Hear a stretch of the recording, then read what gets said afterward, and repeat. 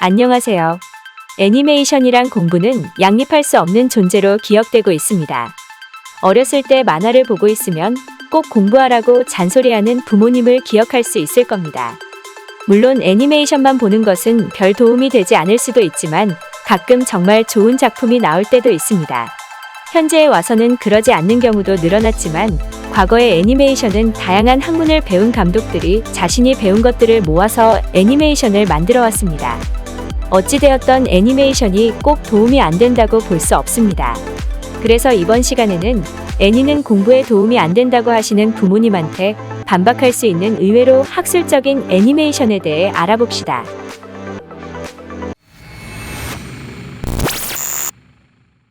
최근에 와서 일본 애니메이션, 특히 성인 애니메이션이 더빙이 되는 경우가 없어졌습니다. 하지만 근 5년간 더빙이 된 애니메이션이 2개 있습니다. 아마 이 주제에 가장 부합한 첫 번째 애니메이션은 이라는 세포입니다. 인간의 몸속에서 활동하는 세포들을 의인화한 이라는 세포는 높은 고증과 높은 퀄리티의 애니메이션으로 사랑받았습니다. 원작가인 시미즈 아카네의 데뷔 만화를 애니화한 작품이기 때문에 원작을 이야기하지 않을 수가 없겠습니다. 원작에 대해 의학 전문가들조차 다소 만화적 허용은 있을지언정 고증을 인정했다는 것에서 원작가가 사전조사를 얼마나 철저히 했는지를 알 수 있습니다. 만화보다 더 접하기 쉬운 것이 애니메이션이기 때문에 이 작품 또한 애니메이션의 덕을 많이 본 작품입니다. 애니메이션 이후 입소문을 탔고 한국에서 또한 오랜만에 더빙이 되었습니다. 이 작품에서 소개하고 있는 면역 관련 학문이 고등학교에서 배우는 수준도 매우 복잡하기 때문에 그 부분을 간단하게 그림으로 보여주는 애니메이션은 많은 도움이 됩니다. 한국을 포함한 많은 나라의 의료 관련 분들 또한 이 작품을 리뷰하고 인정했기 때문에 전공이 아니라 고등학교 레벨에서는 이 작품이 상당히 많은 도움이 될 것이라고 생각합니다. 각 캐릭터들 또한 작가의 사전 조사 덕분에 무슨 세포인지 쉽게 알 수 있는 특징들을 가지고 있고 애니메이션 자체의 퀄리티도 높기 때문에 충분히 학습 애니로서의 효과도 있다고 생각합니다.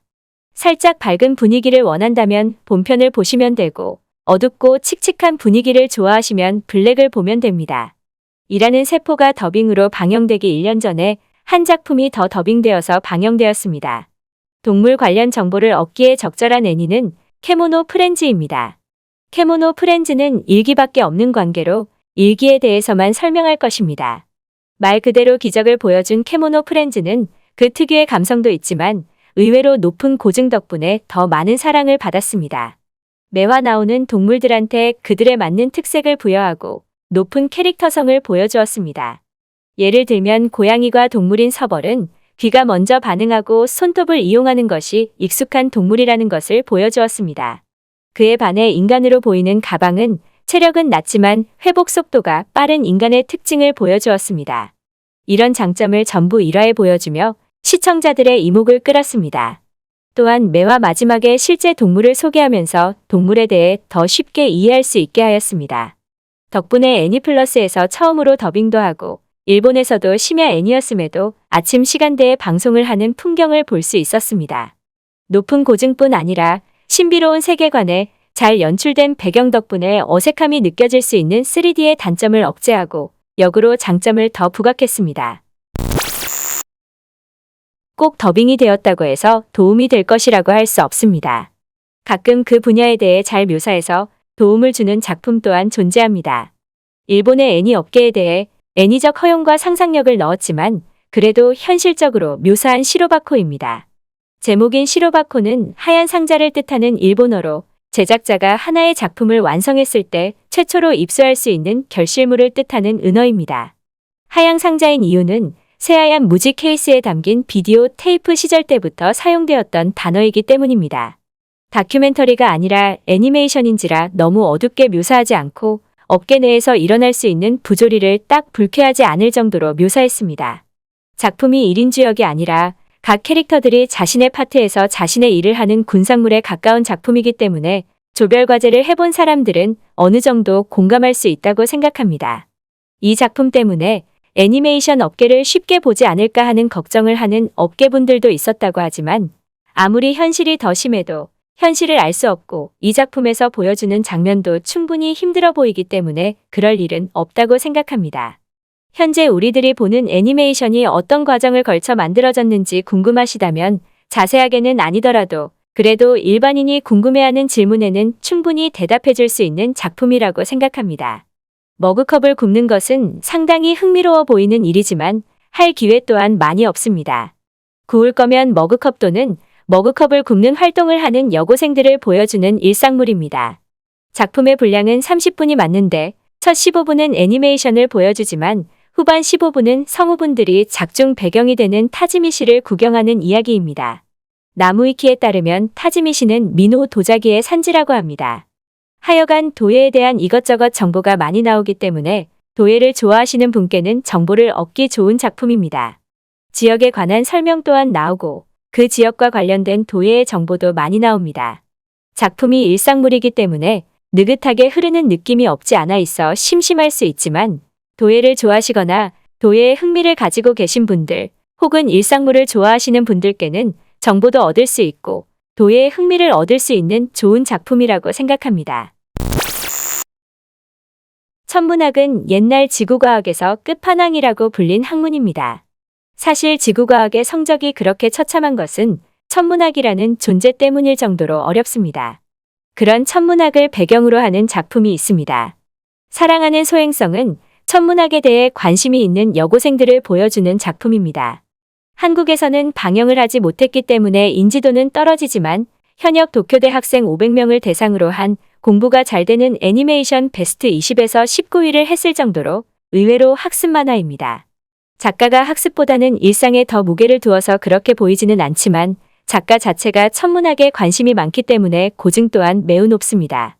애니메이션 또한 평가가 좋으나 역시 3권을 1쿨에 압축하기는 힘들었는지 삭제된 부분이 있어 좀 아쉽습니다. 애니메이션을 만들 때 작가가 아이들도 볼 수 있는 작품이 되기를 원했기 때문에 불필요한 서비스 장면은 없는데 고증은 높은 잔잔하게 흘러가는 일상물로서 아무런 부담 없이 볼 수 있습니다. 사실 천문학에 대해 뭐라고 하고 싶으나 4개의 과학 과목 중에 가장 망한 게 지구과학이라서 할 수 있는 말이 없습니다. 그래서 대신 작품을 보면서 흥미롭게 생각할 수 있는 정보를 찾아왔습니다. 작품의 지질박물관에서 감정받은 화석은 실제로 원작자가 발견한 화석이라고 합니다. 이과를 했으면 문과도 해야 하지 않겠습니까? 이과의 꽃이 의대라면 문과의 꽃은 법학이지만 법학은 너무 많은 작품이 생각나니 이번에는 경제 만화를 추천하겠습니다. 작품의 배경은 분명히 이세계이고 판타지인데 풍경은 뭔가 익숙한 한 작품이 있습니다. 과거의 오덕들을 양산한 작품인 늑대와 향신료가 그 주인공입니다. 최근에는 모르는 사람이 많을 것 같지만 높은 고증, 뛰어난 필력, 독특한 소재 때문에 작품성 높은 라이트 노벨을 뽑을 때 어김없이 들어가는 작품입니다. 작가가 중세시대 관련 논문을 바탕으로 만든 중세시대풍 세계관이기 때문에 판타지물의 중세시대의 일상을 녹여내는 데 성공했습니다. 부부사기단이라는 말이 시작된 로맨스 코미디 라이트 노벨입니다만 문명 경제사적 접근법을 시도해서 무려 경제칼럼 코너에서 경제서적으로서의 가치가 있다는 말을 들은 작품입니다. 상거래라는 애니메이션 혹은 라이트 노벨에서 접하기 힘든 주제를 애니에서도 잘 묘사해서 상당한 수작으로 기억되는 작품입니다. 안타까운 점은 그렇게 인기가 많은 작품이었음에도 애니가 완결까지 나오지 못했다는 점입니다.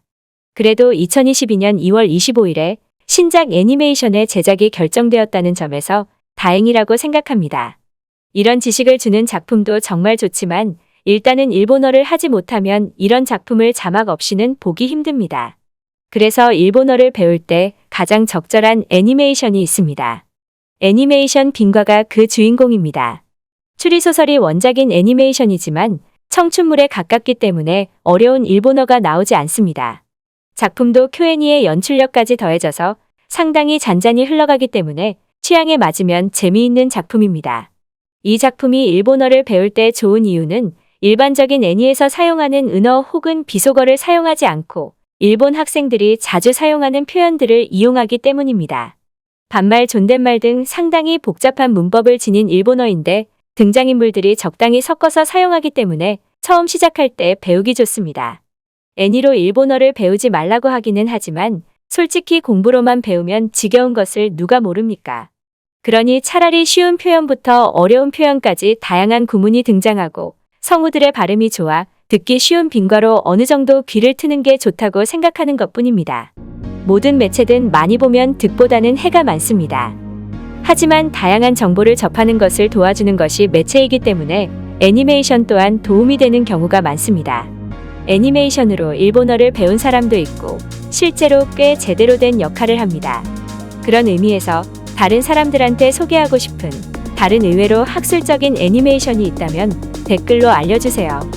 그럼 새로운 영상으로 찾아뵙겠습니다. 만약 가능하면 구독과 좋아요 부탁합니다. 그럼 시청해주셔서 감사합니다.